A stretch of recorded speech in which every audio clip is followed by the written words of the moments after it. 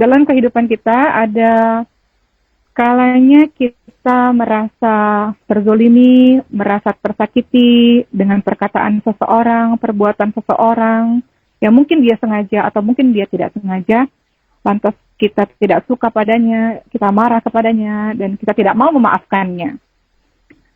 Itu terjadi dalam kehidupan kita. Tapi ternyata, Masya Allah, dalam agama kita ini, kita diajarkan untuk menjadi orang yang mudah memaafkan kesalahan orang lain, bagaimana kita ingin agar Allah memaafkan semua kesalahan-kesalahan kita. Baik, mari kita lihat bagaimana sabda Rasulullah SAW berkenaan dengan apabila ada seseorang yang menyakiti kita. Dalam kehidupan kita ini pasti ada orang yang menyakiti kita, pasti teman-teman sekalian. Nggak ada dalam kehidupan ini orang-orang yang 100% sayang sama kita, nggak ada, mustahil. 100% cinta sama kita, mustahil.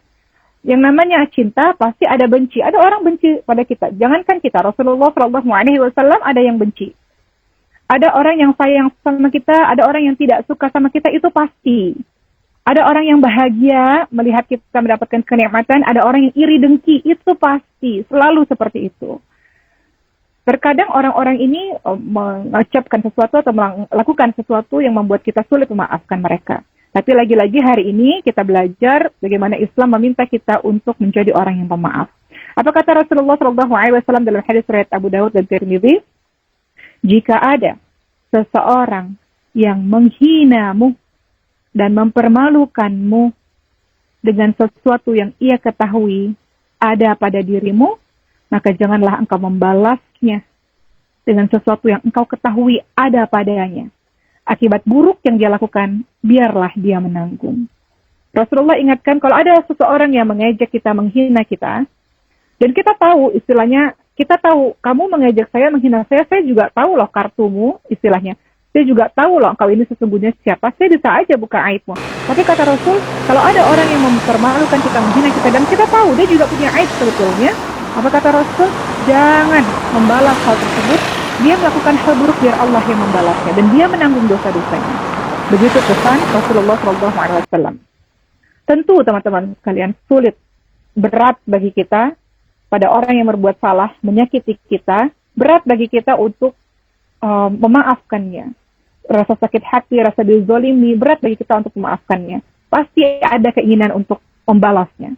Biasanya seperti itu. Namun, lihatlah bagaimana Islam ini mengajarkan kita bagaimana mulianya akhlak-akhlak Rasulullah SAW dalam perihal memaafkan.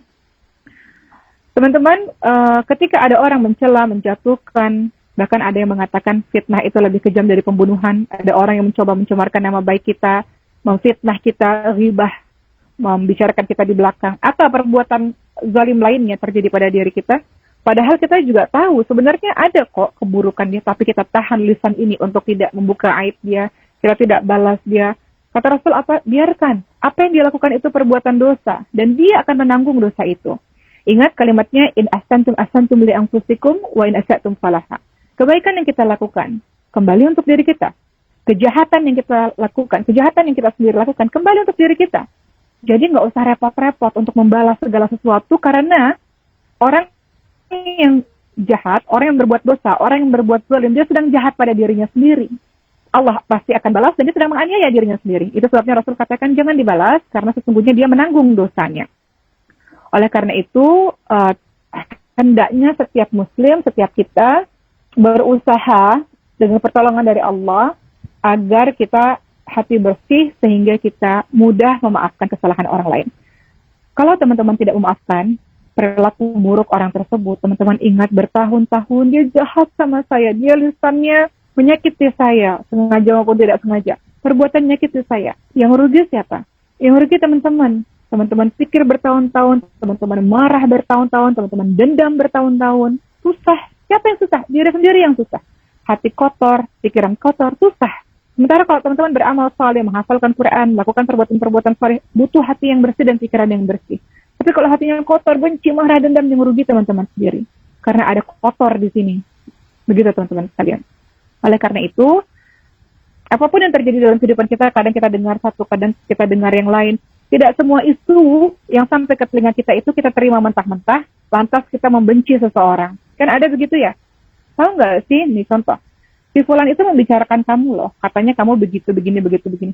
Nggak semuanya isu yang sampai ke telinga kita telan mentah-mentah. Sehingga nggak adil rasanya, hanya mendengarkan gosip-gosip omongan orang, kemudian kita benci terhadap orang tersebut.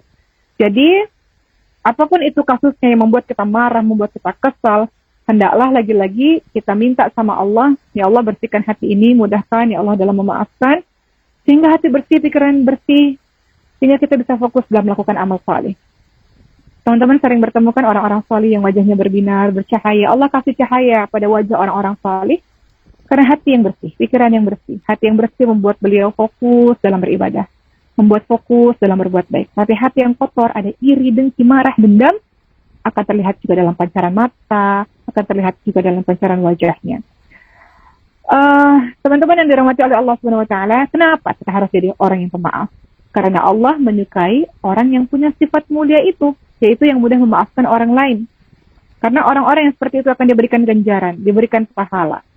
Karena kalau kita membalas perilaku buruk orang lain terhadap kita, saling mempermalukan, saling menjatuhkan, konfliknya tidak kunjung usai. Permasalahannya tidak akan pernah selesai. Permusuhan akan tetap terus ada jika kita saling membalas satu sama lain. Betul ya? Teman-teman marah. Teman-teman marah di sosial media. Yang dengar marah, reaktif. Ngomong lagi di sosial media, marah lagi. Ada berhentinya nggak? Nggak ada. Yang ada permusuhan terus-menerus. Tidak akan kunjung usai. Dendam terus-menerus. Tapi kalau ada satu yang menurunkan amarahnya, maka segala sesuatu bisa selesai dengan baik, dengan damai. Itu sebabnya kita diajarkan untuk mudah dalam memaafkan. Walaupun aplikasinya susah, itu sebabnya mudah memaafkan ciri dari orang bertakwa. Dalam surah Ali Imran 133-135. Salah satu ciri orang bertakwa, dia mudah memaafkan orang lain. Termasuk mudah memaafkan orang lain, teman-teman semua, itu adalah akhlak dari ibadur rahman, akhlak dari hamba Allah yang beriman. Dalam surah Al-Furqan ayat ke-63, Allah Subhanahu wa taala berfirman, "A'udzubillahi minasyaitonir rajim, wa idza khatabahumul jahiluna qalu salama." Ketika ada orang jahil, ada orang yang menyapa kita, mengata-ngatai kita, memfitnah kita, mengucapkan kata-kata yang menyakiti hati kita, apa yang kita ucapkan? Qalu salama. Ucapkan kalimat-kalimat yang mengandung keselamatan. Ucapkan kalimat-kalimat yang baik. Itu ciri dari ibadur rahman, hamba Allah yang beriman, hambanya Allah. Dia kalau ada orang jahat, qalu salama. Dalam Al-Furqan ayat 63. Dia ucapkan perkataan yang baik. Makanya disebutkan akhlaknya ibadur rahman, hamba Allah yang beriman, hamba Allah yang maha pengasih. Berarti kalau di luar ibadur rahman, dia akan jawab dengan perkataan yang serupa. Apa bedanya kita dengan dia jadinya? Dia buat kata-kata buruk, kata-kata jahat, kata-kata kotor, kita balas, apa bedanya? Sementara kita mau ibadur rahman, jadi hamba Allah yang beriman, hamba Allah yang maha pengasih. Apa kata Allah tadi? Wa idza khatabahumul jahiluna qalu salama. Kalau ada orang jahat, kalau ada orang yang mengata-ngatai kita, ucapkan kata-kata yang penuh keselamatan. Sehingga teman-teman sekalian, ada seorang syekh bernama Syekh Muhammad ketika membahas ayat ini, ayat Al-Furqan 63, beliau mengatakan, suara Uma jelas?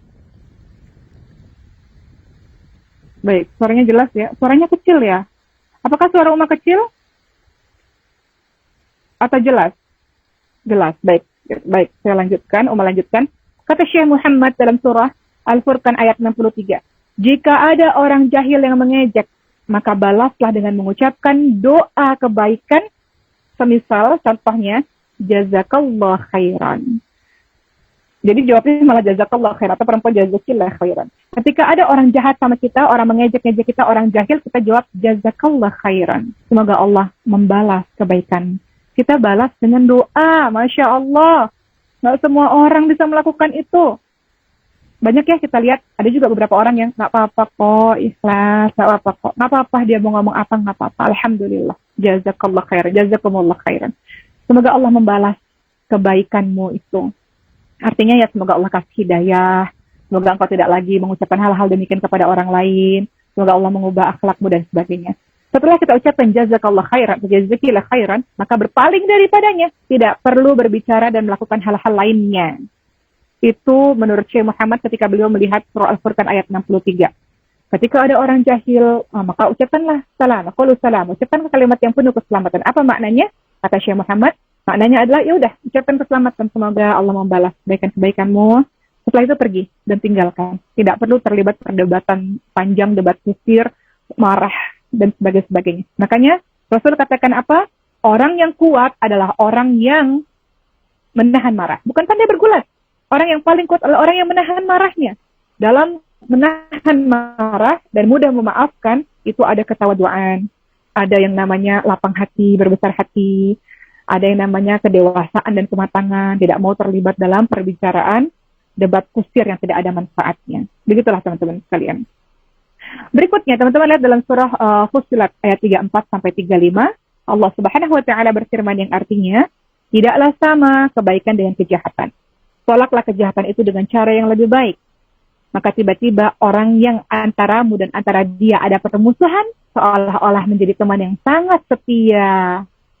Sifat-sifat yang baik itu tidak dianugerahkan, melainkan kepada orang-orang yang sabar. Dan tidak dianugerahkan, melainkan kepada orang-orang yang memiliki keuntungan yang besar. Fussilat ayat 34 sampai 35. Disebutkan, kalau kita membalas keburukan dengan kebaikan, maka akan terjadi pertemanan di sana.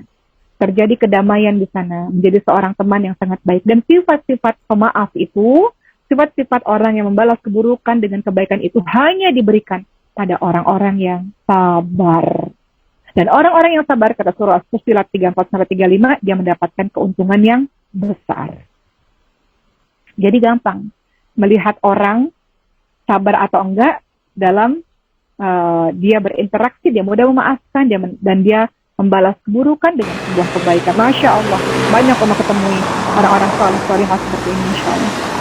Baik, berikutnya Ibnu Abbas radhiyallahu anhu, beliau mengatakan, perkataan sahabat Nabi Ibnu Abbas, Allah memerintahkan pada orang beriman untuk bersabar ketika ada yang membuat marah, membalas dengan kebaikan jika ada yang berbuat buruk, dan memaafkan ketika ada yang berbuat jelek. Jika setiap hamba melakukan hal ini, maka Allah melindunginya dari gangguan syaitan dan menundukkan musuh-musuhnya. Malah yang semulanya bermusuh bisa menjadi teman dekatnya karena tingkah laku baiknya semacam ini. Lalu bagaimana perkataan Ibnu Katsir rahimahullah?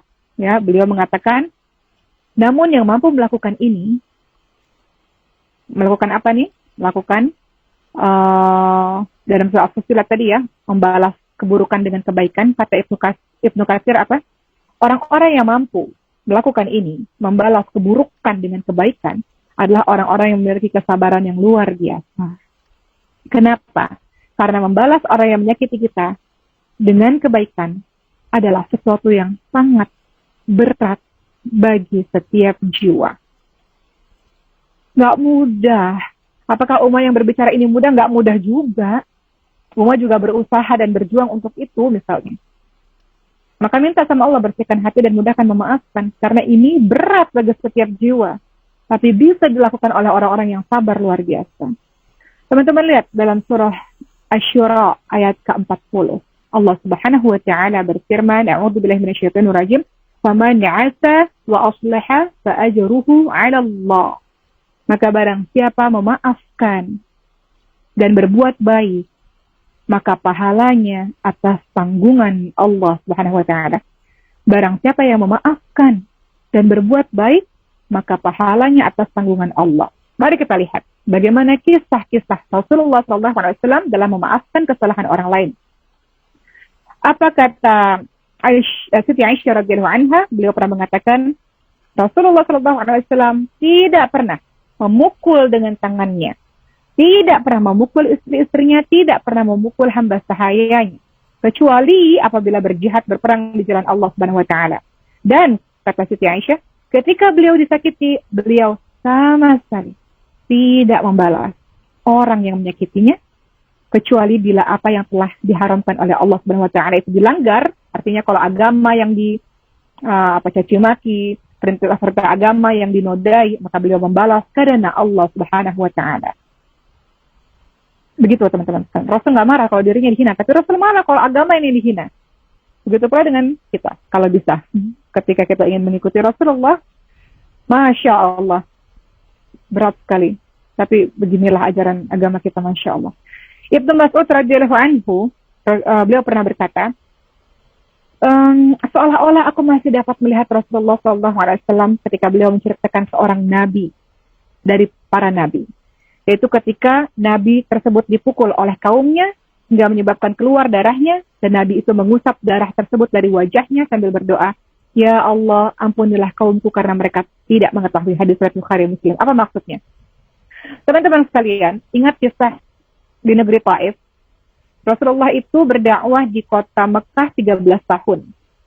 Pada tahun 7 kenabian, umat Islam diboikot, diisolasi, tidak boleh bergabung, berbaur, hanya tinggal di padang pasir dan makan dedaunan. Banyak yang sakit dan meninggal dunia. Singkatnya, Siti Khadijah meninggal dunia dan Abu Thalib meninggal dunia, dan itu disebut sebagai tahun kesedihan Rasul. Dan Rasul rasa dakwah di kota Mekah ini sudah tidak efektif lagi, semua orang menentang, sehingga Rasul pergi dakwah ke negeri Taif.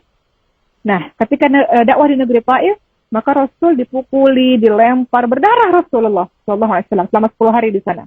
Kemudian malaikat bilang, "Rasul, berdoa saja ya Rasul, angkat tanganmu supaya Allah mengazab mereka, Allah menghancurkan mereka dengan gunung-gunung yang dihancurkan untuk mereka."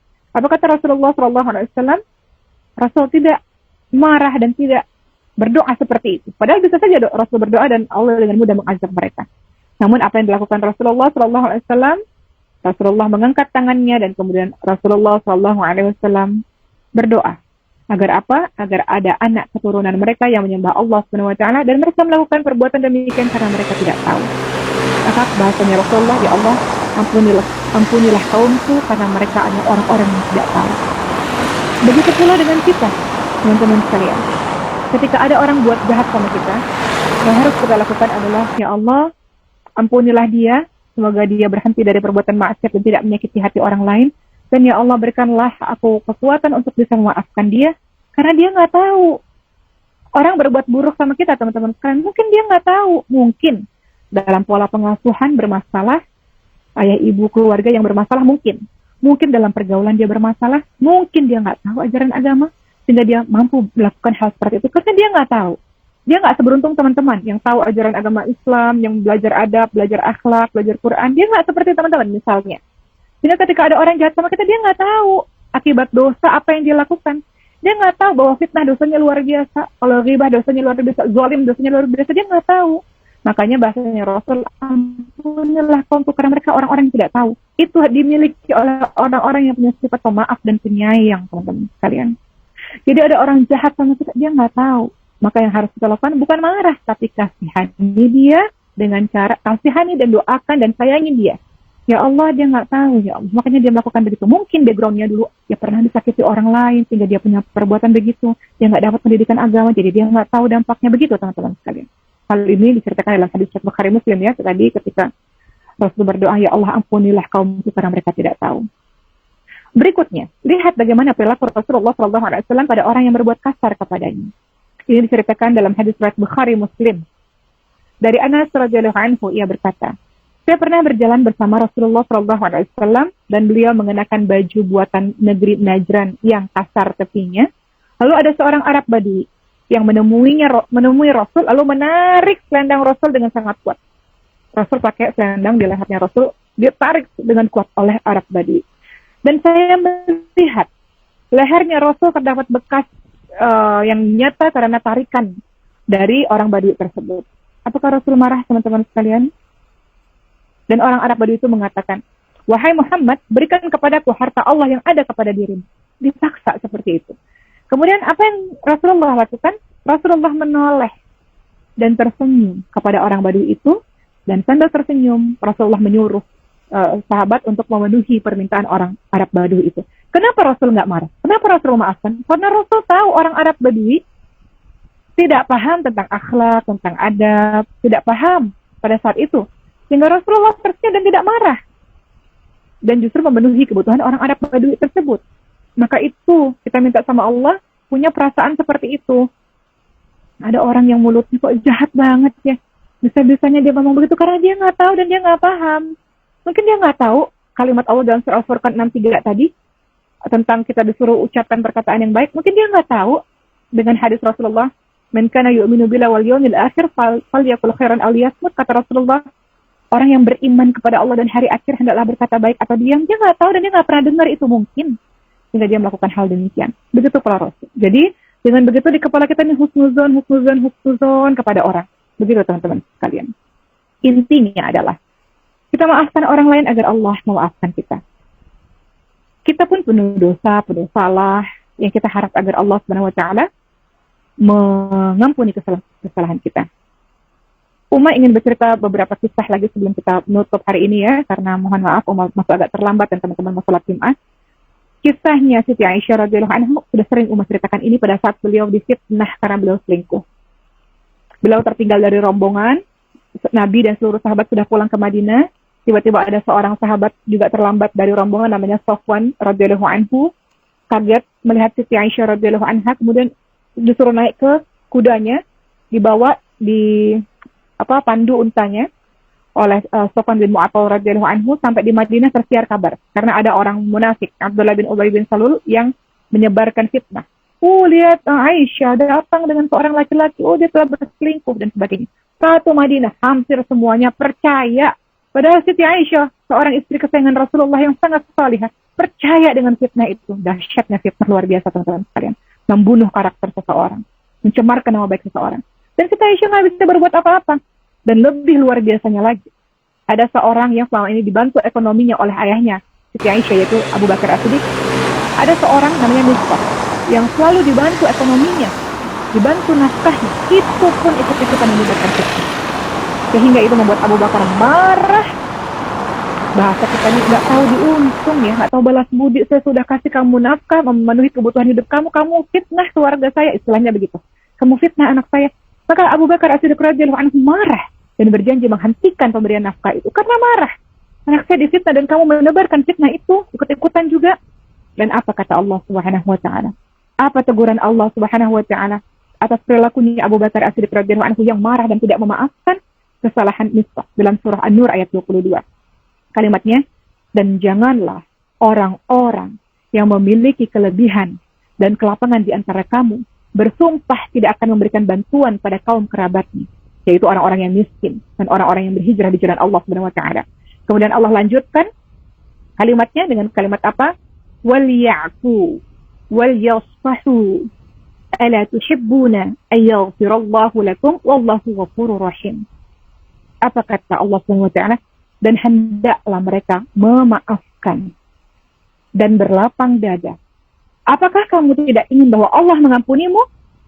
Sesungguhnya Allah Maha Pengampun lagi Maha Penyayang. Allah katakan, hendaklah kalian memaafkan dan berlapang dada. Artinya, memaafkan bukan hanya dari mulut, ya saya maafin. Tapi berlapang dada, minta sama Allah, ya Allah saya maafkan dia, ya Allah. Berikan kelapangan hati dalam hatiku ini, ya Allah, supaya bisa memaafkannya. Allah tidak hanya minta kita memaafkan, tapi juga berlapang dada. Artinya, kan banyak orang mengatakan, ya saya maafin, tapi saya nggak akan pernah bisa lupa dia seumur hidup saya. Itu di lisan. Tapi Allah Subhanahu wa taala ingatkan, maafkan dan lapang dada, minta Allah bersihkan hati kita. Umat tahu banyak di sini murid-murid yang bermasalah dengan orang tuanya, marah sama orang tuanya, masuk hufaz itu karena marah sama orang tuanya. Maafkan teman-teman sekalian. Orang tua kita nggak lama kok, mumpung masih ada usianya beliau manusia biasa, maafkan dan lapang dada. Mungkin di sini ada teman-teman lain yang punya suami atau yang punya teman, yang punya adik bermasalah, maafkan dia dan berlapang dada. Apa kata Allah? Apakah kamu tidak ingin bahwa Allah mengampunimu? Engkau juga punya banyak salah, kita ini banyak dosa teman-teman sekalian. Kita ini banyak salah, banyak maksiat kan? Kalau mau jujur, kita ingin Allah memaafkan kita kan teman-teman sekalian. Maka minta sama Allah, ya Allah berikan saya kekuatan untuk bisa memaafkan dia walaupun susah, ya Allah. Saya ingin menjadi orang baik, ya Allah. Ingin menjadi orang saleh-salehah yang hatinya bersih. Jadi saya bisa fokus dalam menghafalkan Al-Quran. Bisa fokus dalam belajar agama. Tadi ya ayat An-Nur ayat ke-22. Luar biasa. Tidak mudah ya difitnah, luar biasa, dicemarkan nama baik. Tapi Allah kata maafkan. Lapangkan dosanya oleh Allah Subhanahu wa taala. Ya. Begitulah teman-teman semua. Setelah mendengar ayat itu, kemudian Abu Bakar berkata, baiklah, demi Allah, sungguh aku ingin agar Allah mengampuni semua kesalahan-kesalahan aku, kata Abu Bakar. Maka dengan begitu, kemudian Abu Bakar memberi nafkah kepada Mistah seperti dahulu, ya, tetap memberi nafkah walaupun setelah berbuat jahat kepada Siti Aisyah radhiyallahu anha.